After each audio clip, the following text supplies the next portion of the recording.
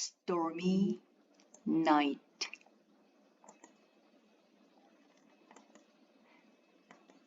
Stormy Night by Salina Yoon. One stormy night, Bear couldn't sleep. The wind was roaring, the trees were crackling, and the rain was pounding against the windows. "Don't worry," said Bear. "I will hold you tight. I will keep you warm. My love will keep you safe from the storm," he sang to his bunny, Floppy. Bear felt better. But when a thundering sound rumbled through the forest, it startled Bear. He sang his song again. Mama came in to check on Bear. "May I stay with you tonight?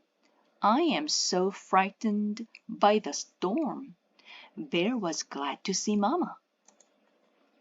He kissed Mama's nose to comfort her. Mama smiled.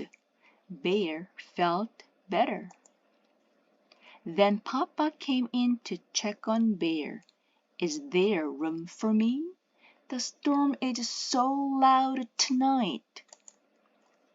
Bear was glad to see Papa. He tickled Papa's ear to comfort him. Papa laughed, and Bear felt better. But what will make Floppy feel better? Thought Bear. I know, a book. This is a very good book. Bear almost forgot about the storm until... Boom! A loud crashing sound of thunder roared through the forest. Bear shut his eyes tight. Mama kissed his nose, and Papa tickled his ear.